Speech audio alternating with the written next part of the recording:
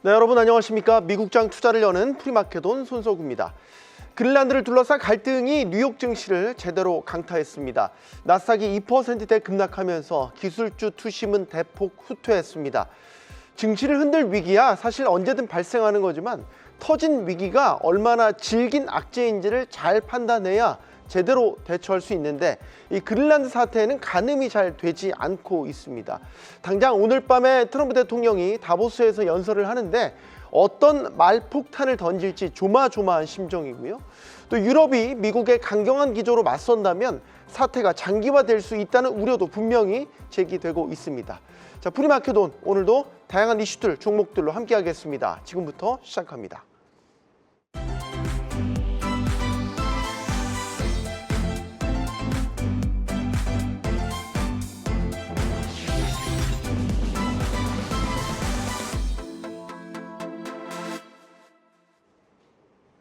간밤 미장 계속해서 지켜보셨던 분들은 그리고 대응하셨던 분들은 아마 조마조마 그리고 털썩털썩 주저앉으셨을 것 같아요. 일단 낙폭이 상당히 컸어요.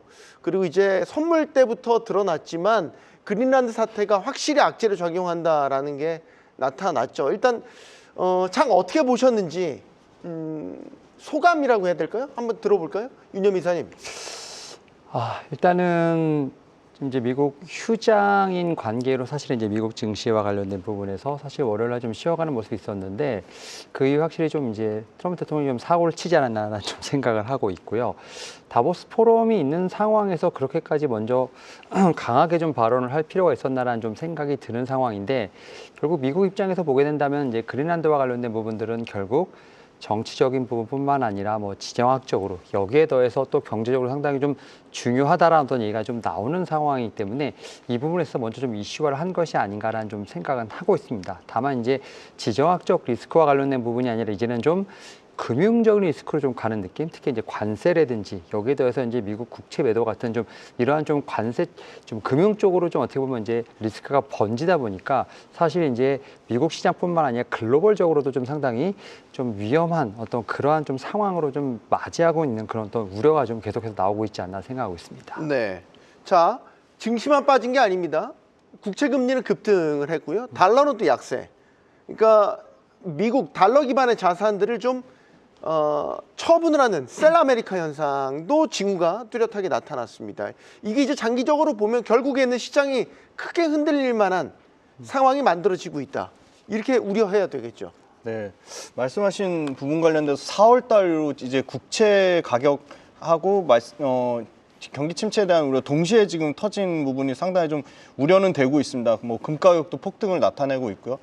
대거 안전자산에서 위험자산으로의 방향성의 어떤 전환이나 이동에 대해서는 아직 뭐 시장에서는 더 체크해야 할 부분은 분명히 많이 남아 있습니다. 그리고 사실은 이런 유럽 관련된 이슈 역시도 단기적인 그 이슈에 그칠 가능성도 여러 가지 시장에 대한 의견은 아주 다양하게 갈리고 있습니다. 물론 최근 오늘 제외한 이제 앞으로의 한 2, 3일 정도 흐름은 조금 더 지켜봐야 될 부분인 게 단기 위험을 포트폴리오 조정의 기회로 삼는 월가의 펀드 매니저들도 다수 좀 보입니다. 물론 이게 뭐 시장의 변동성을 키우는 요인은 분명한 것으로 보이지만 1월 달에 최근에 뱅크 오브 아메리카에서 펀드 매니저 대상으로 서베이를 했는데 기관 투자자들이 이 부분이 실제 미국 경제에 얼마나 영향을 미치는 거에 대해서는 좀 단기적으로 응답한, 그러니까 전체적으로 올해 26년 한 해 동안 연간 흐름으로 보면 전 세계 글로벌 경기 침체에 빠질 우려나 이런 유럽 간의 어떤 무역 간의 그 관세 분쟁 및 이슈로 인해서 사실은 미국 경제가 타격을 입을 거라고 응답한 쪽은 현재 비율로 치면은 50% 정도, 그러니까 응답한 사람의 절반 정도는 여전히 좀 장기 미국 경제에서 낙관적인 전망을 했고요. 낙관적인 경기 전망을 바탕으로 그러면 다 이제 위험자산에서 안전자산으로 넘어가는, 특히나 이제 그 채권 쪽 말고 현금의 비중에 대한 중요성을 강조하는 얘기가 나올 것 같은데 아직까지는 그렇게 나오지 않고 있습니다. 현금 비중을 월가 펀드 매니저들이 대략 한 3.2%까지 여전히 현금 비중을 낮춰놨다는 거. 그리고 이제 주식의 급락에 대해서 또 응답하는 비율이 있었는데요. 주식에 대한 주식 급락에 대한 응답하는 비율이 대략 순응답 비율이 마이너스 48%로 2018년 1월 달 이후로 여전히 최저치에 기록하는 걸 봤을 때 사실은 여러 가지 인플레이션 노이즈도 있고 미국과 네. 유럽의 관세 문제도 있지만 시장에서 너무 좀 이렇게 셀 아메리카라는 공포를 확산시키면서 단기적인 어떤 변동성에 일희일비할 필요는 좀 없다고 보고 있습니다. 지금의 변동성이 오히려 저가 매수의 기회가 될 수 있다라고 보는 이제 월가의 시각들 분명히 있죠. 근데 이제 그거에 대한 그 기본 전제 조건은 미국과 유럽의 위기가 잘 관리된다. 여기서 더 확전되지 않는다. 결국에는 협상을 할 것이다. 이거를 이제 기본 시나리오를 하고 있는데 만약에 안 그럴 경우에 만약에 칼을 한 번 더 서로 칼춤을 춘다고 가정을 해보죠. 지금 트럼프는 유럽이 합의해주지 않으면 그린란드를 미국 영토로 이제 복속시키는데 합의해주지 않으면 다음 달부터 10%, 6월부터 25% 관세 한다 그러고 지금 유럽은 여기에 소위 말해서 유럽이 낼 수 있는 경제 제재, 바주카포라 불리는 ACI 카드도 지금 검토하고 있어요. 만약에 요게 실행이 되면 이건 다른 양상 아니에요? 윤여미 이사님. 일단은 좀 이 트럼프 대통령의 좀 의도를 좀 알아야 되지 않을까 생각을 하는데 이제 실제로 그린란드에 대한 어떤 점령의 의도 제가 볼 때는 그것보다는 오히려 이제 그린란드의 어쨌든 간에 좀 중국의 어떤 색깔이 좀 많이 묻어 있는 부분, 이 부분을 좀 극적으로 좀 빼내려는 부분도 분명히 있다라고 좀 생각이 들고 있고요.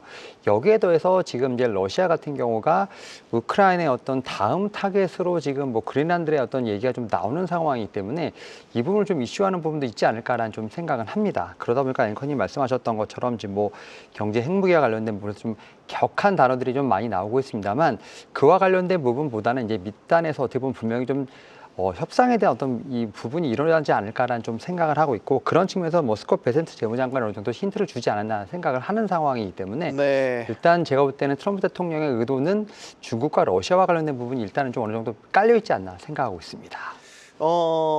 이 ACI 그러니까 바주카포 조치라고 불리는 이 ACI가 발동이 되면 예를 들어서 유럽 시장 내에 진출해 있는 빅테크들이 쫓겨날 위기에 처할 수 있다라는 거죠. 그러니까 유럽 주요 국가들 기관들의 공공시장 참여 제한이 이루어지게 참여가 제한되고요.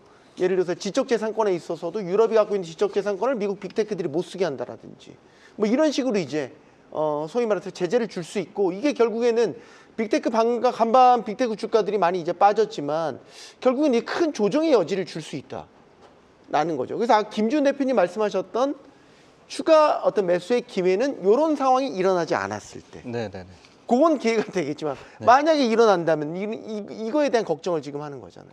네, 실질적으로 숫자를 좀 냉정히 따져볼 필요가 있을 것 같은데요. 네. 골드만삭스에서 그거 관련돼서 어떤 분석을 인용을 했습니다. 만약에 트럼프 관련돼서 유럽 관세부가 영향돼서 유로존 전체 국내 총생산 GDP라고 하죠. GDP가 약 0.1% 감소하겠다고 밝혔고 트럼프 대통령 역시도 뭐 덴마크, 노르웨이, 스웨덴 이게 확정이 아닙니다. 그냥 진행되는 과정 중에 있다는 걸 말씀드리고 프랑스, 독일, 핀란드, 영국, 네덜란드 10% 추가 관세 매기겠다고 했는데 미국 내에서 그러면 덴마크가 차지하는 비중, 노르웨이, 스웨덴 물론 프랑스나 독일은 미국에서 일부 아까 말씀하신 빅테크 업체들도 뭐 전체 유럽 EU 연합으로 보면 뭐 매출 사이즈가 한 20% 내외는 되겠죠. 근데 개별 국가별로 따져 보면 역시나 한 자릿수 내외다. 뭐 덴마크나 노르웨이, 스웨덴 쪽은 저는 한 3% 미만 정도로 좀 예상이 되고요.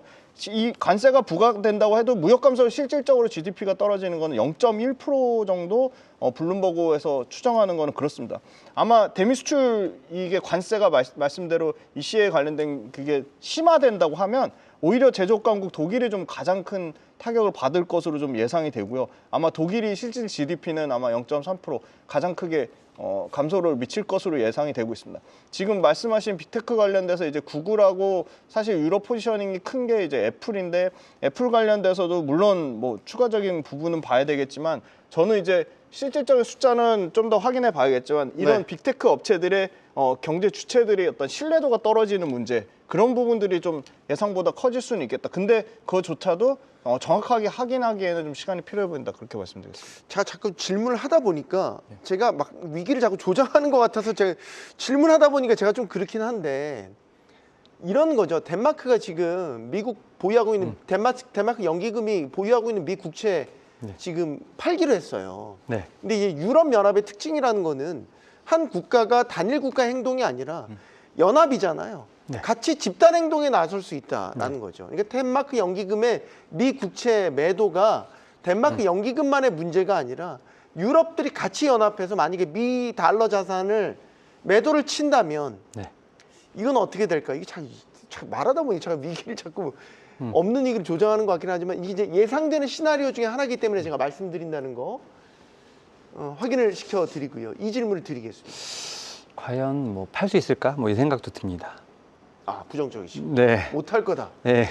그러고 제가 볼 때는 미국은 그와 관련돼서도 제가 볼 때는 나름의 어떤 대비책이 있지 않을까라는 좀 생각합니다. 사실 이제 제가 여기서도 계속 말씀드린다만 미국의 GDP 성장률이 상당히 좀 가파르게 올라가고 있다는 부분들, 뭐 그런 부분에서 봤을 때 제가 볼 때는 그런 뭐 국채와 관련된 부분들 분명히 좀 리스크로 작용할 수도 있겠습니다만 뭐 트럼프 대통령 어느 정도 그 정도는 계산하고 있지 않을까라는 좀 생각을 하고 있고, 특히 이제 앞선에서 말씀드렸던 것처럼 이제 베센트 재무장관의 어떤 그런 물밑에서의 작업도 분명히 있지 않을까라는 좀 생각을 합니다. 뭐 그런 측면에서 봤을 때 과연 지금 이제 덴마크 연기금이 지금 이제 국제 투자 중단을 선언한 부분이 분명히 있겠습니다만 이 부분도 제가 볼 때는 차후에 좀 제가 볼 때는 진행 사항을 봐야 되지 않을까라는 좀 생각은 하고 있습니다. 네.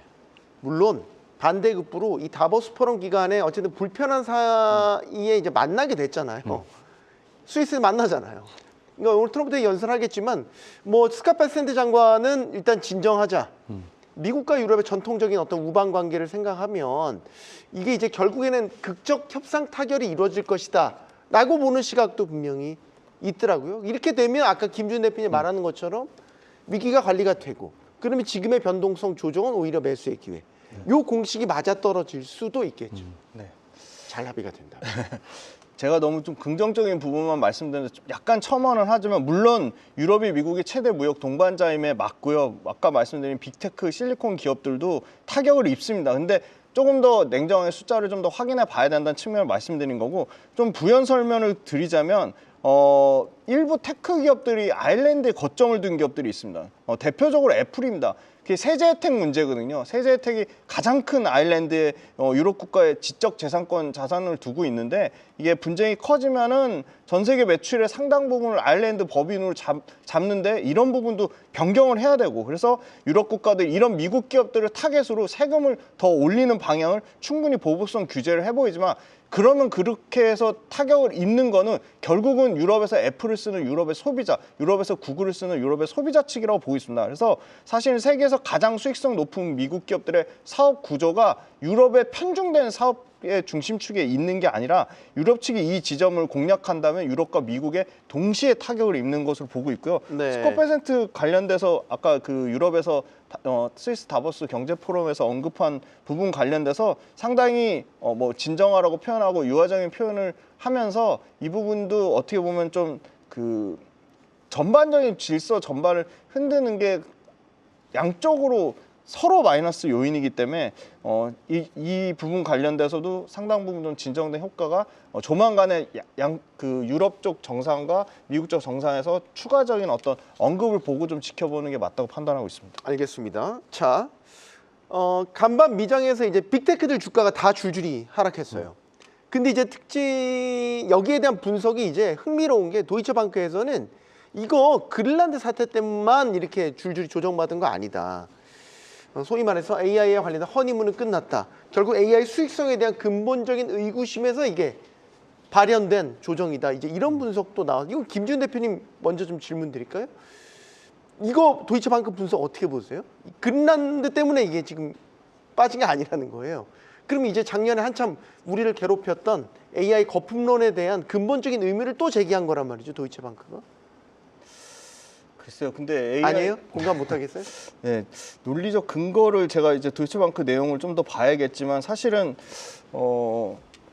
AI 사이클이 지금 여전히 캐페스 투자가 진행되고 있고 캐페스 투자의 증가폭은 둔화되고 있는 건 분명한데, AI로 어떤 냉정하게 말하면 AI에서 아직까지 뭐 오픈 AI가 완전한 승자 또는 뭐 구글이 완전한 승자라고 말하기는 어려운 상황입니다. 그러니까 그 명확한 AI에서 패권을 가져간 기업들이 딱 정해지는 순간 그때부터는 이 뭐 도이치방크가 말하는 상황이 진행될 가능성이 높다고 보고 있는데 네. 아직은 누가 절대적인 뭐 AI 관련돼서 어떤 패권을 가진 기업이 나오지 않은 상황이기 때문에 이 부분 경고성 보고서 관련돼서 물론 성장률이 급격하게 둔화되는 부분, 기업들이 부채를 통해서 자금을 조달하는 부분, 그래서 철저하게 뭐 구글 같은 경우가 유일하게 자체 영업 현금 흐름으로 이 빅테크 관련된 캐펙스 투자 조달을 하고 있기 때문에 이 부분 관련돼서도 기업별로 차별화되는 모습이지 전체 AI 시장에 대한 경고성 보고는 좀 맞지 않다고 보고 있습니다. 네.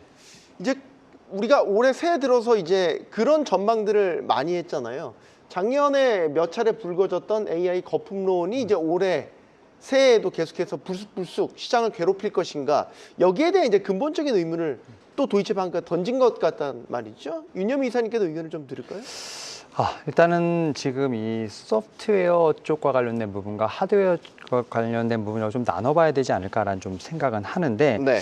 일단은 지금 이제 AI 반도체의 경우는 뭐 HBM, 이제 첨단 공정 등 어떻게 보면 핵심 병목을 좀 소유한 소수기업들 같은 경우는 여전히 구조적으로 지금 수혜가 유효하다고 지금 얘기가 나오고 있습니다만, 뭐 밸류에이션 측면에서 이미 좀 많이 반영됐던 뭐 소프트웨어 같은 경우는 아무래도 뭐 제가 볼 때는 AI와 관련된 어떤 이 수익화 작업이 좀 지연될 수 있다는 어떤 그런 부분에서 약간의 좀 평가는 갈리고 있지 않나라고 좀 생각을 하고 있고요. 다만 이제 AI 허니문에 대한 종료로 지금 이렇게 말을 하기에는 사실은 좀 제가 볼 때는 제목 자체는 좀 너무 극단적이지 않나라고 좀 생각을 하고 있는데요. 네. 결국 이제 뭐 수익화의 지연이라든지 뭐 규제 강화라든지 뭐 전력 인프라 같은 제약, 여러 가지 좀 제가 볼 때는 이 산업이 커지면서 이에 따른 부작용이 있는 것은 사실이긴 합니다만, 결국 이제 현금의 어떤 흐름을 봤을 때 결국 이제 빅테크 쪽으로 혹은 뭐 이제 현금 동원 능력이 뛰어난 어떤 업종이나 업태 쪽으로도 제가 볼 때는 좀 흐름이 가는 상황이기 때문에 제가 볼 때는 종목 압축에 대한 어떤 그런 어떤 신호로 봐야 되지 않나라고 좀 생각을 하고 있습니다. 알겠습니다. 자, 종목별 이슈로 한번 가보겠습니다. 어제 빅테크들 다 주가 빠졌는데 다 빠진 건 아니에요. 그러니까 빅테크들은 빠졌지만 기술주 중에서도 반도체 섹터는 괜찮았어요.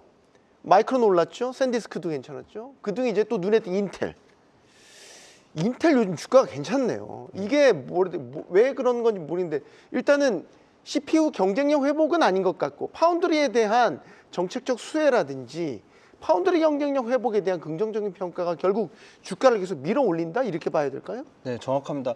파운드리에 대한 가치가 좀 많이 좀 약간 전 좀 오버해서 좀 밸류가 부각되는 것 같습니다. 물론 이번에 이제 실적 발표도 생각보다는 상당히 선방할 거라는 의견도 많고, 아무래도 지금 TSMC가 최소한 27년까지 목에 찬 상황에서 굉장히 지금 어떻게 보면 엔비디아 젠슨왕도 조금만 더 물량을 늘려달라 읍소해서 지금 엔비디아 젠슨왕 물량도 일부 추가 TSMC가 더 가져가면서 TSMC의 공급망 변목이 더 심해진 상황이고, 그래서 지금 삼성전자 쪽으로 지금 사실은 애플 이미지 센서랑 그리고 테슬라의 A6 칩 그게 물량이 넘어가서 거기 이제 수율 나오는 거 보고 수율이 생각보다 지금 잘 나온다고 하고 있어서 네. 더 추가적으로 나온다는 거 봤을 때 인텔한테도 그러면 TSMC와 삼성전자를 제외한 나머지 그런 파운드리가 누가 있냐, 이제 인텔밖에 없거든요. 그래서 인텔에 대한 파운드리 기대감이 나오고 있고, 물론 여러 가지 PC라든지 휴대폰이라든지 가전이라든지 그 반도체 칩 가격 때문에 지금 소비재 제품, 가전제품 PC 관련돼서 상당히 가격 상승에 대한 우려는 있거든요. 근데 가격 상승 우려에도 불구하고 하반기에는 그래도 PC 시장이 조금 회복될 거다. 거기다 이제 자율주행 관련된 자동차 전장칩 쪽 회복까지. 그럼 이 많은 칩 관련된 생산을 누가 할 거냐, 그래서 인텔이 어느 정도는 좀 당당할 거라고 보고 있고, 서버 관련된 제품 역시도 AI 서버만 있는 게 아닙니다. 일반 서버도 상당 부분 차지하고 있거든요. AI 서버를 해봤자 전체 서버 시장에 이제 26년도 들어와서 뭐 40에서 50%까지 올라간다고 하는데, 그것도 최대 캐파를 다 합쳤을 때 내용이고요. 실질적으로는 여전히 일반 서버가 60% 이상을 차지하는 부분에서 일반 서버의 상당 부분도 인텔이 좀 가져갈 거다. 그래서 AI 경쟁에서 한동안 계속 3년 동안 밀렸는데 그 부분을 삼성 파운드리 거 조금, 그리고 대만의 TSMC 거 조금 해서 일반적으로 AI 가속기 쪽 역량도 새롭게 최근에 좀 인텔이 AMD 출신, 퀄컴 출신 이런 패밀리스 업체들의 기술 전문가 엔지니어를 지금 뭐 에릭 데머스라든지 이런 사람들을 안 치면서 인텔의 파운드리 경쟁력을 좀 강화하고 있습니다. 그리고 최초로 어떤 기술적인 진입에 선두권으로 나가려는 노력들도 상당히 많이 보입니다. 예를 들어 신형 프로세서, 이건 CPU입니다. CPU 관련돼서 펜서 레이크의 1.8 나노미터 18A, 그러니까 옹스트로이 최초 파운드리 공장이 삼성전자나 TSMC가 하지 못하는 공정을 최초 적용하고요. 인텔 파운드리가 아마 TSMC나 삼성전자를 추격하기 위해서 사활을 거는 1.8 나노미터 이 파운드리 공정에 대한 기대감도 어느 정도 밸류에이션에 좀 녹여 있다고 보고 있습니다. 인텔 주가의 급등은 반도체 제왕의 기환을 지금 시사하는 건가요, 윤여미 이사님? 일단은 지금 반도체 관련된 종목들 중에서 약간 키워드 싸움이 아닐까라는 좀 생각은 키워드 하는데. 싸움? 그 그러니까 키워드를 이제- 지금 인텔이 잡은 거예요? 네, 그러니까 이제 빅테크들, 네. 우리가 흔히 말하는 이제 엔비디아로 좀 대변되는 뭐 GPU라든지 뭐 이런 뭐 구글의 TPU와 관련된 부분에서 이제는 좀 메모리, 낸드 여기에 더해서 이제 저장 장치로 넘어가는 상황에서 또 이제 파운드리와 관련된 쪽까지도 제가 볼 때는 연결이 되는 상황이기 때문에 그런 가운데 좀 인텔이 어느 정도 그와 관련된 키워드에 좀 걸리지 않았나 생각을 하고 있고, 여기에 더해서 또 인텔 같은 경우는 아무래도 이제 미국 정부와 관련된 부분에서 계속해서 좀 서포트를 받는 상황이라고 좀 말씀드릴 수 있을 것 같기 때문에 그와 관련된 기대감이 좀 같이 좀 묻어나지 않나라고 좀 생각을 합니다. 그러다 보니까 오히려 인텔 같은 경우 지금 최근에 좀 주가 자체가 좀 올랐습니다만 그 전에 상당히 부진했던 부분들, 이런 부분들은 어느 정도 만회하는 흐름이 좀 나오고 있지 않나라고 생각을 합니다만 네. 결국 이런 부분들이 좀 숫자로 나오는지에 대한 부분까지도 좀 저는 체크가 필요하지 않을까 생각하고 있습니다. 네. 하나만 더 짚어보죠. 이제 종목 이슈인데 넷플릭스가 요즘에 주목받고 있는 거는 실적 발표도 했지만 실적 발표 속에서 이제 워너브라더스 인수 계획, 이제 구체적으로 이제 자금 조달 방식 이런 것들이 이제 얘기를 하는데, 워너브라더스 인수를 위해서 자사주 매입을 일시적으로 중단하겠다고 하니까 그게 지금 악재가 된 것 같아요. 많이 빠졌어요, 주가가. 네네네. 이 수습이 돼야 될 텐데. 네. 인수 부담이 뭐 가중되는 크겠죠. 건 분명한 네. 겁니다. 경쟁이 붙으면 사실 몸값이 올라간 네. 측면이 되게 세잖아요. 네. 근데 장기적으로 보면 워너브라더스를 인수하면서 넷플릭스가 가져가는 효과가 상당히 크다고 보고 있거든요. 그래서 사실 실적도 잘 나왔는데 좀 너무 주가가 좀 과도하게 빠진 측면인데, 분기 매출도 120억 5천만 달러, 그러니까 17조 7천억 정도 되죠. 전년 동기 대비 20% 이상 증가했고요. 주당 순이 EPS도 56센트로 시장 전망치를 또 초과했습니다. 그리고 올해 영업이익 전망치도 월가 추정했던 32% 정도 수준이 나오면서 상당히 시장 기대치를 좀 만족을 했는데, 재무부담 강화된 부분, 그러니까 워너브라더스 인수해서 2억 7,500만 달러 투입될 예정인데 전액 이걸 현금 처리하겠다고 했거든요. 그래서 자사주 매입을 중단한다고 했고, 근데 자사주 매입 중단과 관련된 부분보다는 사실 지금 넷플릭스가 운영하는 어떤 가격 방식이라든지 워너TV 스튜디오 자체를 통한 어떤 중장기적인 성장성의 확대, 그래서 실적이 크게 깎였다는 부분이고요.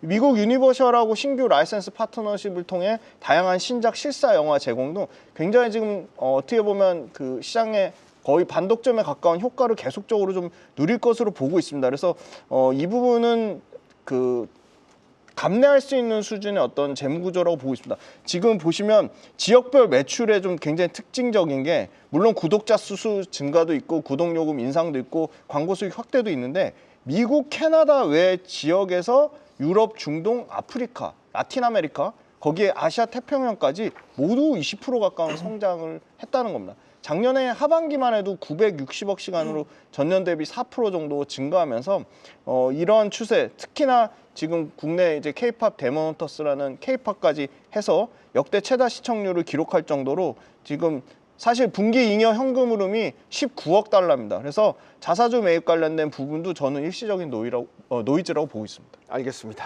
자, 이제 두 분께서 준비해 주신 종목 분석으로 넘어가 보도록 하겠습니다. 자, 오늘도 다양한 종목들 가지고 나오셨는데요. 윤여미 이사님의 첫 번째 종목부터 알아보겠습니다. 자, 유나이티드 항공입니다. 일단 사상 최대 실적을 자신하고 있던데 이렇게 자신감의 근거, 배경이 뭔지부터 좀 짚어봐야 될 것 같습니다. 네, 일단은 지금 2026년 지금 사상 최대 실적을 기대하는 부분은 최근에 여행 수요가 상당히 많이 늘어나고 있다. 그래서 미국 경제는 제가 볼 때는 확실히 좋아지는 방향으로 지금 항공업계는 보고 있지 않나라고 좀 생각을 하고 있고요. 이런 부분에서 지금 뭐 EPS뿐만 아니라 지금 여러 가지 매출과 관련된 부분에서 컨센서스를 좀 뛰어넘는 좀 그러한 부분으로서 지금 이제 시장 자체는 좀 보고 있지 않나라고 좀 생각을 하고 있고, 네. 여기에 대해서 좀 이제 특이한 기사를 봤는데 예. 이 비만 치료제죠. 위고비랑 이 마운제로가 지금 뭐 전 세계적으로 열풍 아니겠습니까? 그런데요. 근데 이게 어떻게 보면 이제 당연히 살을 빼는 거지 않습니까? 그래요? 예. 승객의 지금 체중이 약 한 10% 정도 줄어들면 항공기 한 대당 비용이 한 2% 정도 감소한다고 합니다.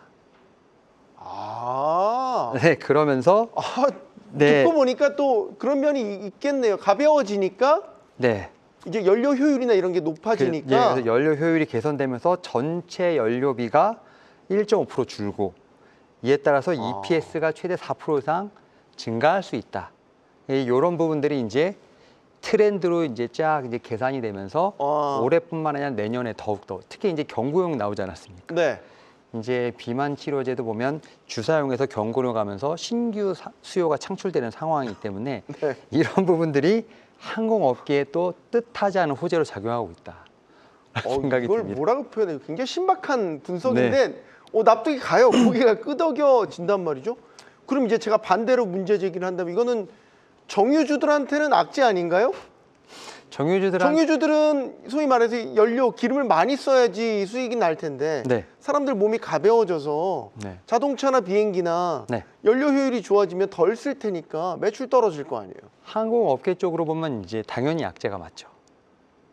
정유는 근데 항공업계뿐만 아니라 다른 쪽에도 많이 쓰이니까 그런 측면에서 봤을 때, 그래서 이제 항공업계가 사실 이제 무게를 줄이는 거에 상당히 좀 많은 부분에 투자했던 건 사실입니다. 뭐 네. 흔히 말해서 지금 유나이티드 항공 같은 경우는 기내 잡지에 종이를 좀 더 줄이는 어떤 그런 노력도 했었고요. 뭐 구조 조정을 하는 어떤, 그러니까 이 항공의 어떤 구조를 조정하는 것도 있었습니다만 뜻하지 않게 지금 승객 자체가 좀 많이 살이 빠지면서 제가 볼 때 이런 부분에서 연료비 절감이 되는 거는 항공업계도 예상하지 못했습니다만, 제가 볼 때 이런 부분을 위해서 충분히 제가 볼 때 연간 연료비가 제가 볼 때는 약 한 58조까지, 우리나라도 약 58조니까 지금 390억 달러까지 지금 이제 절감될 수 있다는 보고서가 나왔다는 부분들, 이 부분들은 항공업계에 좀 제가 볼 때는 숫자와 관련된 부분에서 충분히 좀 호재가 되지 않을까라는 생각은 하고 있습니다. 네. 사실 이제 유나이티드 항공은 이제 LCC는 아니기 때문에 그러니까 프리미엄 좌석에 대한 수익률 이런 것도 되게 중요하게 여겨지잖아요. 개선이 됐습니까? 일단은 뭐 제가 볼 때는 좀 조금씩은 개선이 되고 있는 상황인 것 같긴 합니다만, 아직 뭐 드라마티컬하게 지금 제가 볼 때는 개선됐다라고 좀 말씀을 드릴 수는 없을 것 같고, 다만 이제 이런 수요 자체가 지금 올라가고 있는 상황에서 어쨌든 비용 자체가 좀 줄어드는 상황이기 때문에 그런 측면에서 제가 볼 때는 숫자와 관련된 부분이 좀 어느 정도 호실적을 맞이하고 있지 않나라는 생각을 하고 있고, 계속 말씀하셨던 이제 프리미엄 단의 어떤 그런 부분은 계속 회사 자체가 좀 계속 푸시를 하는 부분은 있다라고 좀 말씀을 드릴 수 있을 것 같습니다. 알겠습니다. 자, 윤념 이사님, 첫 번째 종목 유나이티드 항공 분석해 봤습니다. 이 비만약 시장의 확장이 항공사들에게는 굉장히 기분 좋은 이슈가 될 수도 있다라는 아주 신박한 분석까지 들어봤습니다. 자, 계속 가볼까요? 자, 이번에는 김준 대표님이 준비해 주신 종목인데 다나허라는 종목입니다. 일단 이건 기업 소개를 좀 부탁을 드리겠습니다. 네, 좀 되게 생소한데 네. 뭐 이제 코로나 진단 키트 쪽만 생각을 하시는데 그건 아니고 이제 액체 생검이라든지 뭐 크로마토타입이라든지 다양한 실험실에 들어가는 어떤 연구 개발 관련된 리소스를 제공하는 업체입니다. 되게 독특하네요. 네, 굉장히 독특하고 우리나라한테는 좀 생소한데 이 시가총액이 244조 지금 현재 시총 기준으로 엄청 많이 빠졌거든요. 한 50% 이상 급락 나왔는데 최근에 좀 주가가 회복되는 국면이 있고, 너무 단기간에 이제 코로나 팬데믹 수혜주로 올랐습니다. 그래서 뭐 크로마토그래피라든지 뭐 컬럼이라든지 현미경, 뭐 핀펫, 뭐 실험실에 쓰이는 대부분의 모든 장비, 실험실 장비를 만드는 회사고요. 헬스케어, 바이오툴즈 이렇게 분리해서 하는데, 크로마토그래피나 질량 분석, 뭐 실험실 자동화 솔루션 이런 거는 뭐 그냥 꾸준히 그냥 연평균 한 자릿수 이상 뭐 10에서 13%까지는 계속 나오고요. 그러니까 실험실도 자동화 시스템을 쓰고 있죠. 일종의 베크만 쿨터라는 베크만 쿨터라는 시스템을 쓰는데 요거 관련돼서도 역시나 독점적으로 제공하는 단계가 다 나옵니다.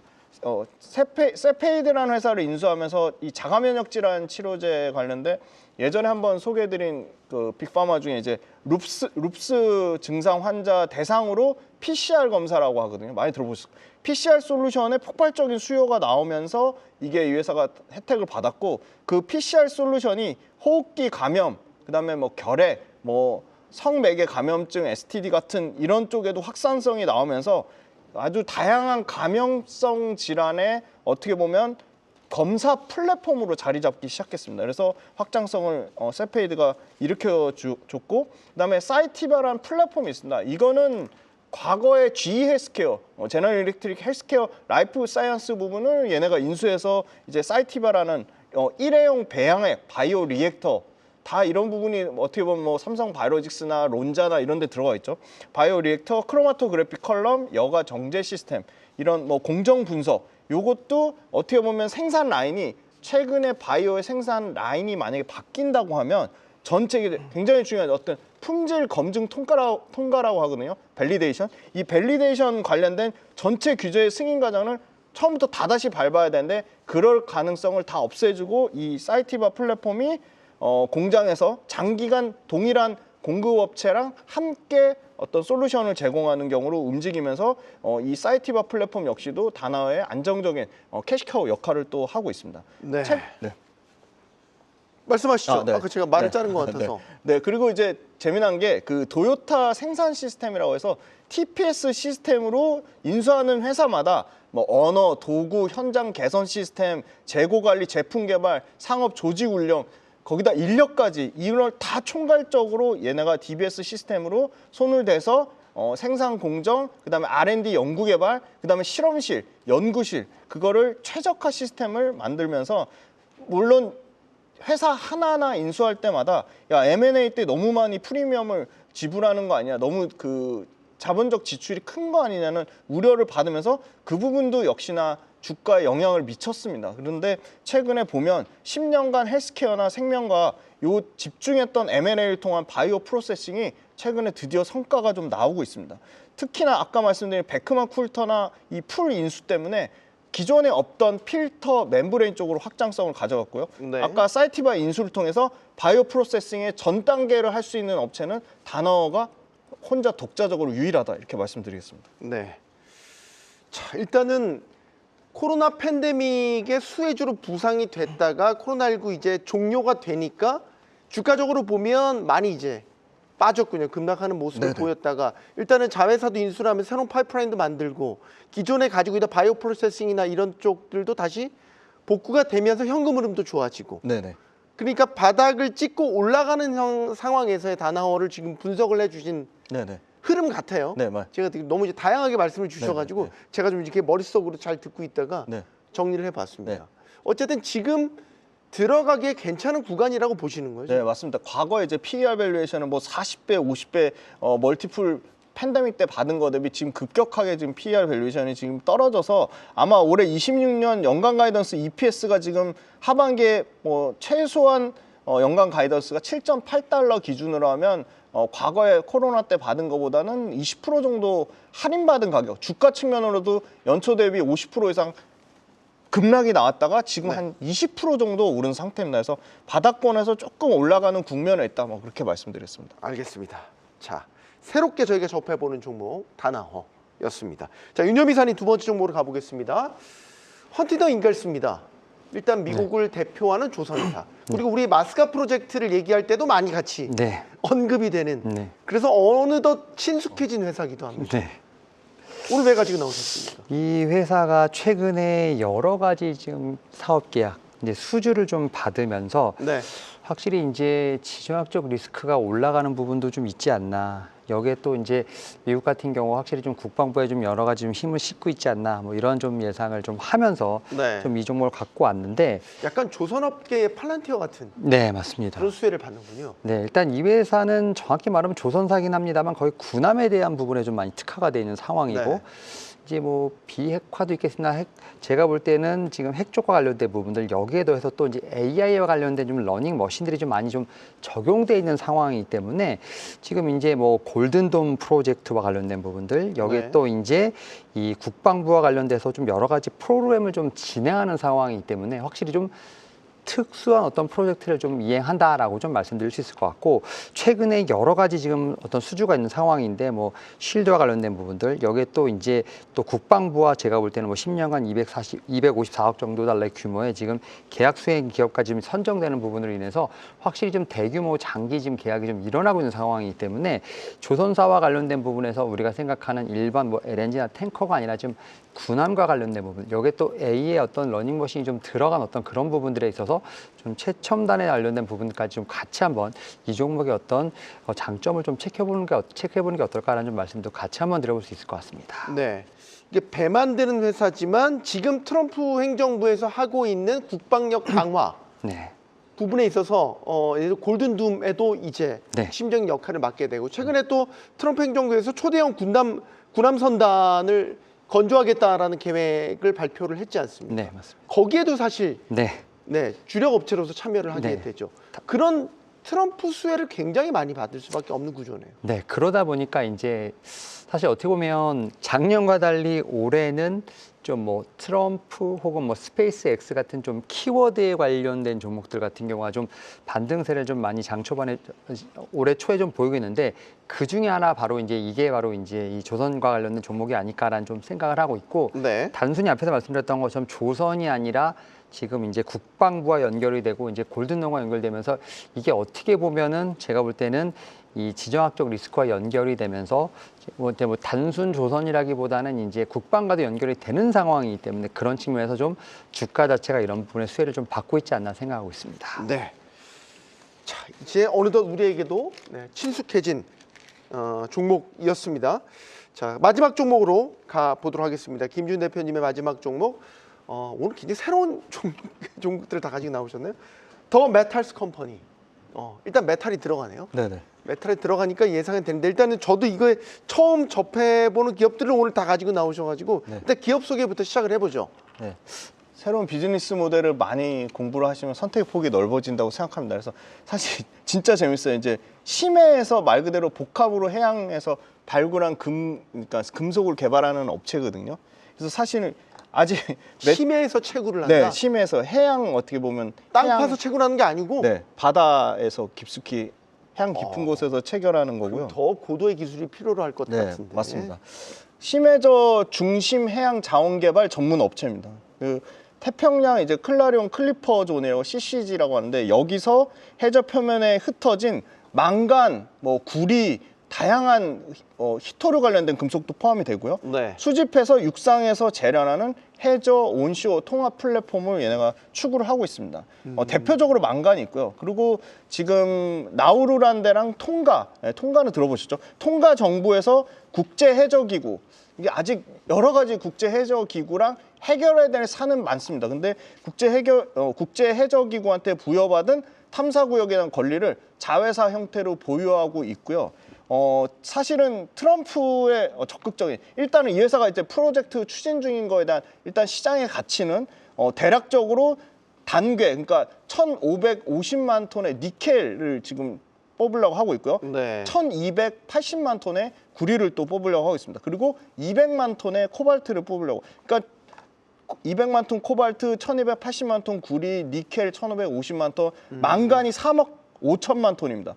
그러면 대략적으로 시장에서 추구하는 약 16억 톤의 금속 단계를 이 심해저에 갖고 있다는 거고요. 지난 10년 동안 이쪽 기술 연구 개발에만 7억 달러를 계속 꾸준히 투자를 했습니다. 그러면 이 가치, 자원의 가치를 최소한 보수적으로 NPV라고 하죠. 수년제 가치로 보면 보수적으로 보는 데가 한 16억 달러, 러프하게 많이 보는 데는 거의 23억 달러까지 보고 있습니다. 전체 만약에 탐사구역에서 이 모든 가치가 다 발굴될 경우에는 236억 달러까지. 근데 회사에서 밝힌 목표는 네. 실질적으로 그 상업 개시되는 거 내년 4분기로 보고 있습니다. 근데 그게 좀 빨라질 거는 역시나 트럼프 행정명령에 따른 주가가 많이 반응을 보이고 있거든요.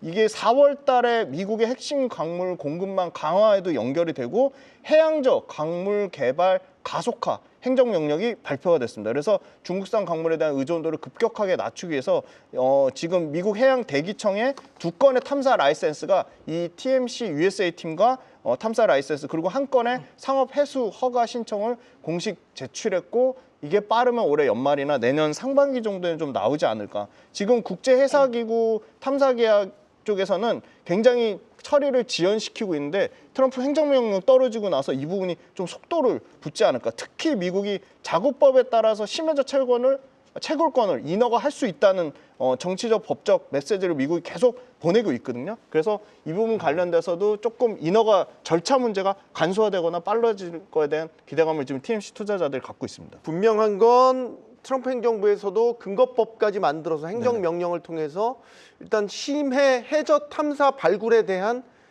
지원을 해주고 있다는 것은 상당히 이제 힘을 받을 수 있는 요인으로 해석이 되는군요. 오늘 되게 다양한 공부를 하게 되네요. 심해 해저 채굴 탐사 기업. 맞습니다. 네. 네.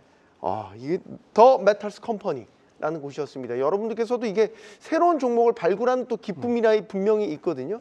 김지훈 대표님이 열심히 공부해서 준비해 오신 종목이니만큼 관심을 또 가져보시면 좋을 것 같습니다. 자, 오늘 정기장 어떤 일정들이 있는지 마지막으로 또 정리를 해보죠. 윤 이사님. 네, 일단은 뭐 여러 가지 경제 지표가 발표됩니다만 결국 이제 이 다보스 포럼에서 트럼프 대통령의 연설이 가장 주목이 되지 않을까 네, 생각을 합니다. 이 부분을 일단 좀 가장 좀 최우선으로 봐야 되지 않을까 생각을 하고 있고요.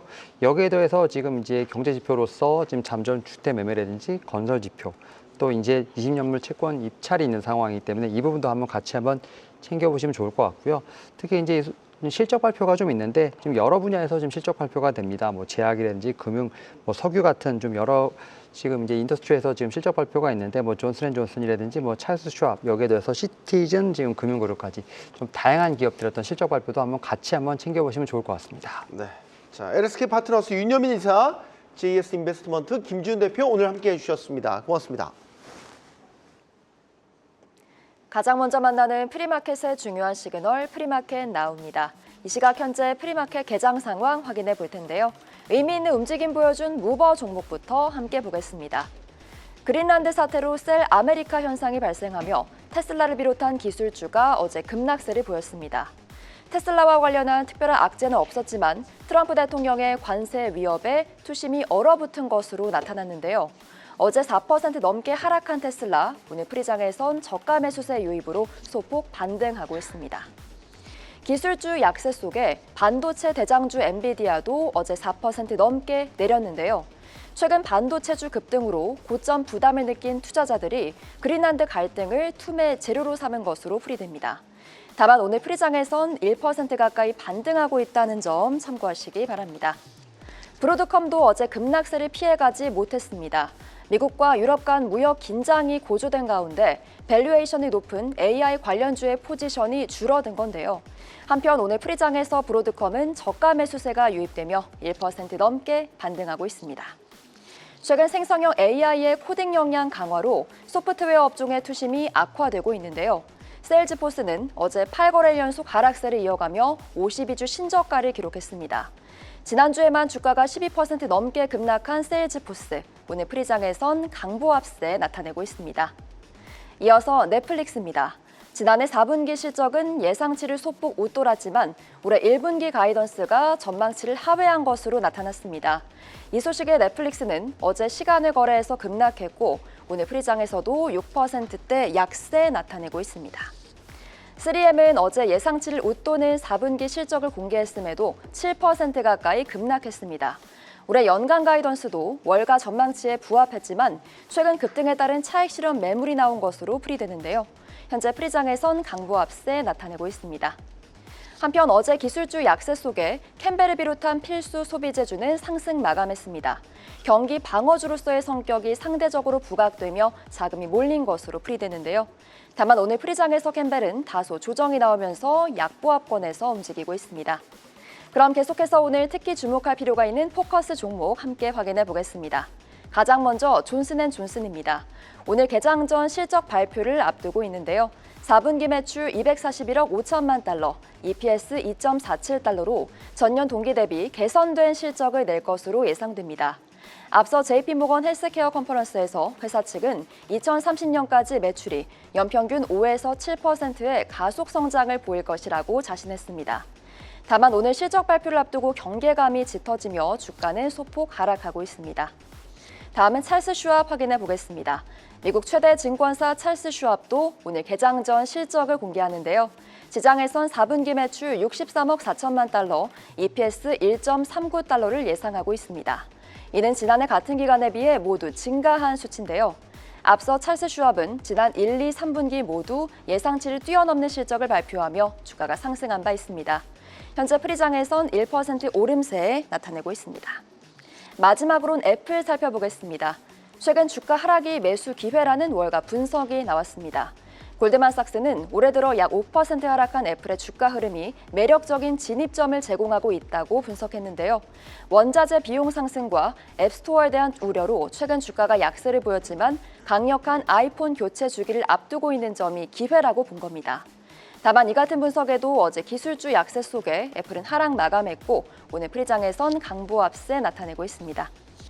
네, 이렇게 여러 종목들 함께 살펴봤는데요.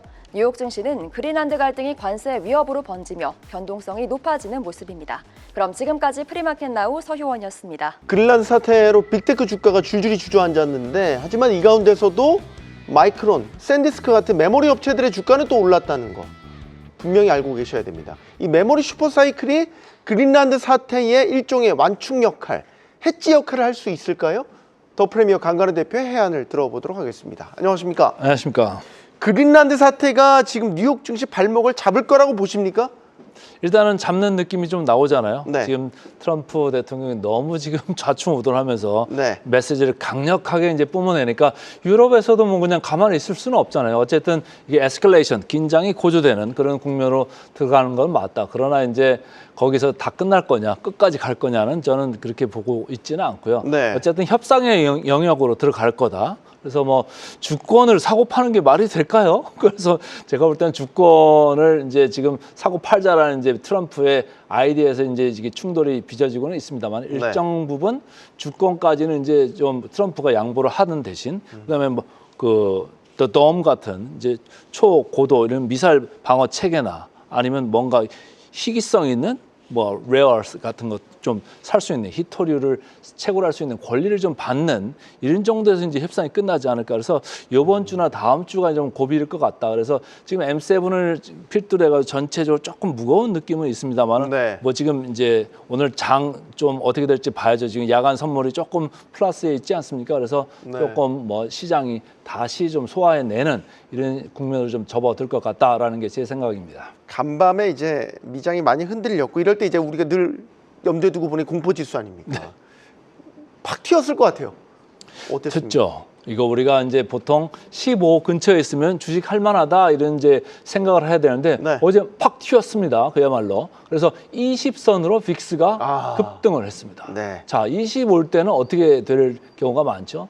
25나 지난번 갔다 26, 7까지 이제 뻗는 경우가 나와요. 이렇게 나온다고 하면은 저게 지난번 보시면은 26, 7까지 갔다 왔어요. 두 번을 저렇게 벌써 갔다 왔는데 저렇게 간다고 하면 지수는 다시 밀릴 수밖에 없는 거죠. 네. 그런데 이제 사람들이 그럼 여기서 이게 이런 대결 국면이 지금 동맹 간의 대결 국면이 얼마나 장기화될 거냐. 거기서는 사람들이 야 이거 뭐 곧 협상으로 끝나는 문제 아니겠어? 그래서 당분간 시간이 좀 필요한 그런 건데 어쨌든 빅스가 이렇게 올라오니까 뭐 안전자산 쪽으로 안전자산 잡고 가려고 하는 그런 이제 움직임이 있을 수밖에 없다. 이렇게 보시면 되겠습니다. 자, 빅테크가 줄줄이 하락했지만 잘 버티고 오히려 상승으로 이제 돌아선 곳들도 있습니다. 바로 반도체 섹터. 그것도 이제 메모리. 예를 들면 마이크론도 있고 샌디스크도 있고. 그다음에 요즘에 또 주가 회복세가 뚜렷하게 나타나는 인텔. 네. 이 위기 하락장 속에서도 더 도드라지고 있습니다. 더 도드라지는 것 같아요. 네. 이렇게 점점 이렇게 무거워지는 느낌인데 이들만의 주가가 막 쭉쭉 뻗어 올라가니까 차트를 보시면은 여러분들 야 이런 장이 이렇게 올라가고 있어? 인텔이 이제 암흑 시대는 지난 건가? 이런 생각을 할 정도로 인텔이 뭐 어마어마하게 올라가고 있습니다. 왼쪽 보시죠. 지금 저 달러가 지금 지난 8월에 20불 정도에 있던 게 지금 50불까지 이렇게 왔습니다. 와. 거기도 있고 그다음 차트 보시면 이제 마이크론도 있고 우리가 이제 샌디스크도 예, 있는데 샌디스크도 뭐. 인텔은 뭐 저리 가랍니다. 이제 마이크론 보시죠. 어마어마하게 올랐습니다. 제가 마이크론 이미 뭐 PER 12배부터 계속 강조를 드렸었고 네. 지금 저렇게 주가가 올랐는데도 PER이 여전히 10배 밑입니다.